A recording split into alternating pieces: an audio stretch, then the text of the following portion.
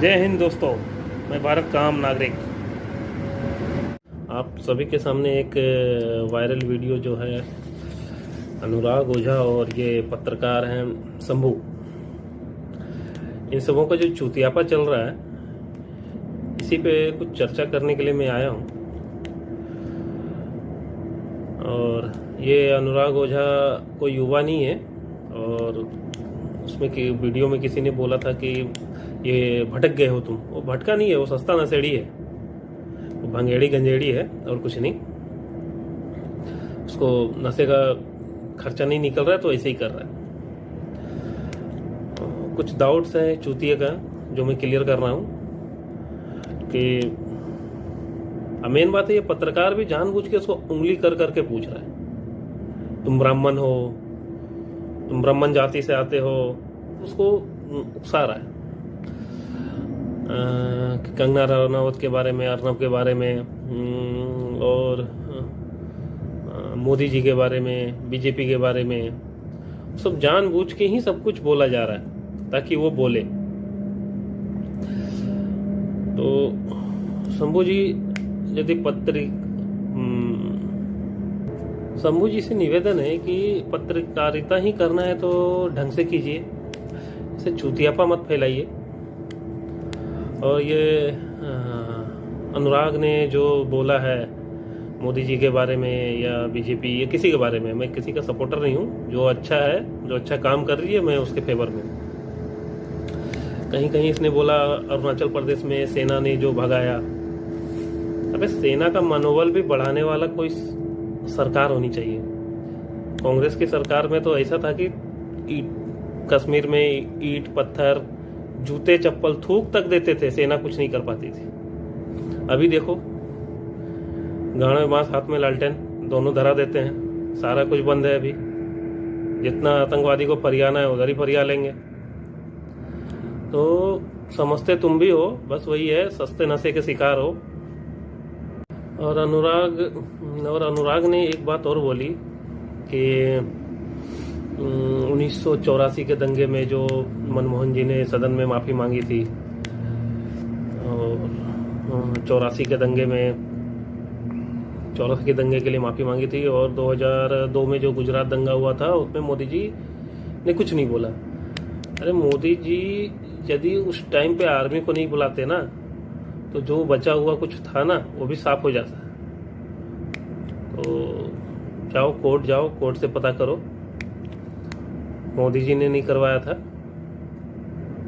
पहले पता करो फैक्ट, उसके बाद बात करो इधर। और एक बात और थी कि तुमने बोला कि रवीश कुमार बहुत अच्छे पत्रकार थे, वही पूछता था। भाई उस चूतिया के चक्कर में तो 8 साल से एनडीटीवी नहीं देखा मैंने। अबे पूछता है तो सबसे पूछो, नहीं पूछना है तो मत पूछो।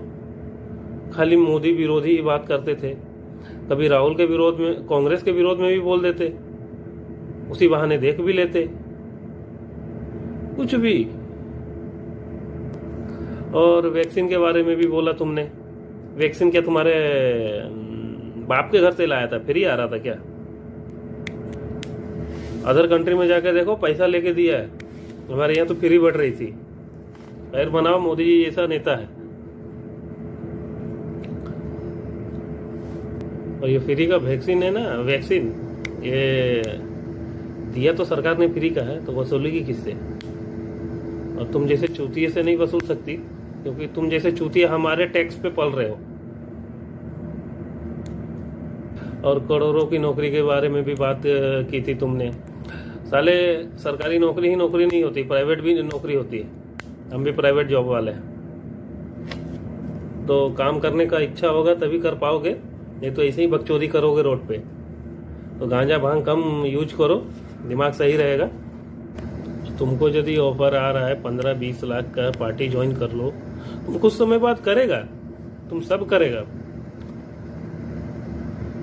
तुम मुंह में भी लेगा।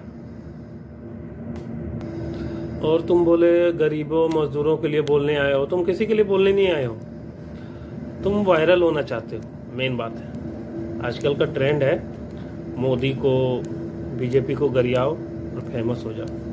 इससे होता कुछ नहीं है। उस टाइम के लिए फेमस तो हो जाते हो, और वही आस पड़ोस वाले भी एक दिन चपलिया आएंगे, हमसे मिलो। वो तो चूतिया शंभू पत्रकार है, वो जानबूझ के उसको भी फेमस होना है, वायरल करना है, उसको अपना न्यूज का क्या बोलते हैं टीआरपी बढ़ाना है। ऐसा कुछ नहीं है। तुम्हारे जैसे चूतिए को लेके यदि वो रोड पे नाटक कर रहा है तो ये सब समझ रहा है। हम लोग चूतिया नहीं है इधर बैठे। और ये 5 किलो राशन देना, 7 किलो राशन देना, अबे दे रही है वही खैर मनाओ। कोरोना में तो दे भी दिया, साले एहसान फरामोश डबल डबल दे रहे थे, और शायद आज भी कहीं कहीं मिलता है। और आर्थिक स्थिति के ऊपर राशन कार्ड बांटा जाए ना तो सबसे पहले चूतिया तुम्हारा ही कटेगा। और तुम बोला देश बिक रहा है, देश मजबूत नहीं हो रहा। तुम्हारे बोलने नहीं बोलने से कुछ नहीं होता है। हम जानते हैं देश मजबूत हो रहा है। अब महंगाई बढ़ गई है, एक मुद्दा है, इस मुद्दे पे बोलोगे तो अच्छा लगेगा। बोलते बोलते बहुत कुछ बोल देते हो जो नहीं बोलना चाहिए। महंगाई के बारे में बोल सकते हो, मैं भी बोलूँगा, पर क्या है ना, एक बार ये भी सोचते हैं कि चलो महंगाई तो बढ़ रही है पर देश तो सही में मजबूत हो रहा है। अदर कंट्री में इंडियंस की इज्जत है। अभी एक छूने से ना पहले देख लेता है कि हाँ मोदी है। पहले जो अदर कंट्री में मजदूर लोग जाते थे, फंस जाते थे, यहाँ की सरकार कान में तेल डाल के सोई हुई है। क्यों गए थे? बहुत जाने की खुजली थी, पैसा कमाना है। और अभी मोदी सुषमा स्वराज के टाइम पे कितना लेके आया, तुमको तो समझ में आएगा नहीं साले, तुम तो हो गंजेड़ी। और सेना मजबूत हुई है कि नहीं हुई है ये तुम सेना से ही पूछ लो जाके। जो आते हैं ना छुट्टी पे फौजी, उनसे पूछो कितनी मजबूत हुई है। गांड फाड़ के रख देती है चाइना वालों की, पाकिस्तान वालों की। साले बकचोदी करने आ जाते हो। और शंभू ने पूछा था पढ़ लिख के तुम क्या करना चाहते हो? तुम कुछ नहीं करेगा, तुम यही चुतियापा करेगा, और तुम पढ़ेगा भी ठीक से नहीं। तुमको धमकी मिल रहा है, तुमको कोई धमकी नहीं दे रहा है। अरे किसके पास इतना फालतू टाइम है कि तेरे जैसे चुतिया को धमकी दे? धमकी अच्छा खासा आदमी को दिया जाता है। तुम हमको मिलो, हम ही तुमको 2 चप्पल मारे पहले। और तुम बोला था अमीर 1% भी वोट डालने नहीं आते हैं, गरीब कोई समर्थक नहीं है। अबे समर्थक नहीं है तो ऐसे ही इतना वोट आ जाता है। ऐसे ही मोदी जी 2 बार बन गए। तुम कुछ भी बोलोगे हम कुछ भी सुन लें। तो तुम्हारा रायता इतना फैल गया था इसलिए आना पड़ा। और राहुल गांधी के बारे में बोले भारत जोड़ो यात्रा में मोदी जी डर गए। अबे क्या डरना बे वो पप्पू से? तुम सस्ता नशेड़ी है, वो महंगा नशेड़ी है, बस दोनों में यही फर्क है। वो हिमाचल नहीं, वो हरियाणा का नहीं देखा नशे में कैसे झूम रहा है साला। दुनिया भर को अभी ठंडी लग रही है, इतने ठंड में सब जैकेट पहने हुए हैं, वो हाफ टी शर्ट में घूम रहा है। अबे ड्रग्स हीरोइन पीता है, दारू पीता है, तब घूम रहा है। इतना गर्मी।